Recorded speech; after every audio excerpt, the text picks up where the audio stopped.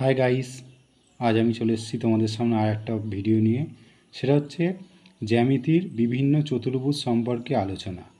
তো সবাইকে বলে রাখি, আমার চ্যানেলটা তোমরা সাবস্ক্রাইব করে রেখো। ম্যাথ গাইড চ্যানেলের পক্ষ থেকে আগামী দিন আরও সমস্ত রকম যে ভিডিও আপলোড করা হবে, যাতে তোমরা সেগুলো মিস না করো। চলো আজকে দেখে নেওয়া যাক কী কী বিষয় নিয়ে আলোচনা করতে চলেছি। তো সবার প্রথম বলে রাখি, আজকের মেইন বিষয় হচ্ছে চতুর্ভুজ। তো চতুর্ভুজ কাকে বলে? চারটি রেখা বা বাহু দ্বারা গঠিত চিত্র বা ক্ষেত্রকে চতুর্ভুজ বলে। চারটি রেখা হলেই হবে, সেটা তোমার ছোট হোক, বড় হোক, 90 ডিগ্রি হোক। যেমন এইটা দেখো, চারটে সমান। এখন যদি চারটে সমান না হয়, কোনোটা ছোট হলো, কোনোটা বড় হলো, কোনোটা 90 ডিগ্রি, কোনোটা 60 ডিগ্রি, ওটা কোনো বিষয় নয়। চারটে বাহু দ্বারা গঠিত হলেই তাকে চতুর্ভুজ বলে। এবার চলে আসি চতুর্ভুজের বিভিন্ন ভাগগুলো কী কী। যেমন চতুর্ভুজের প্রথম ভাগটা হচ্ছে আয়তক্ষেত্র। আয়তক্ষেত্র কাকে বলে? না, যে চতুর্ভুজের বিপরীত বাহু দুটি সমান এবং সমান্তরাল। সমান এবং সমান্তরাল মানে দেখো, এই দুটোর বিপরীত, এইটার বিপরীত বাহু এইটা, দুটোই সমান। আবার এইটার বিপরীত বাহু এটা, এই দুটো সমান। বিপরীত বাহু দুটি সমান এবং সমান্তরাল এবং প্রতিটি কোণ 90 ডিগ্রি। এটা 90 ডিগ্রি, এটা 90, চারটে কোণ 90 ডিগ্রি হবে, সেটাকেই বলা হবে আয়তক্ষেত্র। এরপরে চতুর্ভুজের আরেকটা ভাগ হচ্ছে, সেটার নাম হচ্ছে সামন্তরিক। তোমরা আশা করি দেখতে পাচ্ছ, কোনো অসুবিধা হবে না। সামন্তরিক যে চতুর্ভুজের বিপরীত বাহুগুলি সমান ও সমান্তরাল এবং কোণগুলি সমকোণ বা 90 ডিগ্রি নয়। আগেরটা যেমন ছিল ঠিক এটা তার উল্টো হবে। এটা বিপরীত বাহুগুলো সমান হবে আর কোণগুলো কি হবে?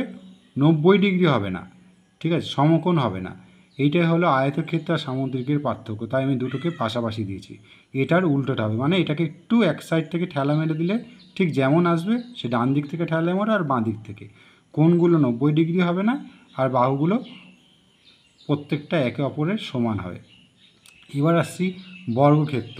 যে চতুর্ভুজের চারটি বাহু সমান ও সমান্তরাল এবং কোণগুলি সমকোণ বা 90 ডিগ্রি, তাকে বর্গক্ষেত্র বলে। বর্গক্ষেত্র মানে যে চতুর্ভুজের চারটে বাহু সমান হবে, ঠিক আছে, এবং কোণগুলো 90 ডিগ্রি হবে। এটাই হচ্ছে বর্গক্ষেত্রের মূল বিষয়। বাহু সমান এবং কোণগুলি সমকোণ বা 90 ডিগ্রি। যেমন দেখো, এখানে একটা ফিগার আমি তোমাদের দেখিয়েছি। এর পরের আসছে রম্বস। এটা খুব ইম্পর্টেন্ট। যেমন প্রথমটা দেখালাম যে আয়তক্ষেত্রের সাথে সামন্তরিকের, তেমনি বর্গক্ষেত্রের সাথে রম্বস। রম্বসের দেখো, বর্গক্ষেত্রকে যেমন ঠেলা মেরে দিলেই দেখো চলে আসবে কি? রম্বস। যে চতুর্ভুজের চারটি বাহু সমান এবং সমান্তরাল এবং কোণগুলি সমকোণ বা 90 ডিগ্রি নয়। এই কোণগুলো সমকোণ বা 90 ডিগ্রি নয়, কিন্তু এগুলোর দেখো কোণগুলো সমকোণ আছে, তাই এটাকে বলা হবে রম্বস, ঠিক আছে। এরপরের আমি আসছি ট্রাপিজিয়াম নিয়ে। যে চতুর্ভুজের বিপরীত একজোড়া বাহু সমান ও অসমান্তরাল। দেখো, এইটা সমান কিন্তু সমান্তরাল না। এটাকে টেনে দিলে আর এটাকে সোজা টেনে দিলে একে অপরকে স্পর্শ করবে। সমান্তরাল মানে দুটো দৈর্ঘ্য বাড়ালে একে অপরকে স্পর্শ করবে না, সেটা হচ্ছে সমান্তরাল। তো এই বাহু দুটো সমান্তরাল, কিন্তু এই বাহু দুটো অসমান্তরাল। কিন্তু এরকম ধরনের সমকোণ হবে না এই কোণগুলো। এই কোণগুলো সমকোণ হবে না। এইটা হচ্ছে ট্রাপিজিয়ামের প্রথম এবং প্রধান বৈশিষ্ট্য।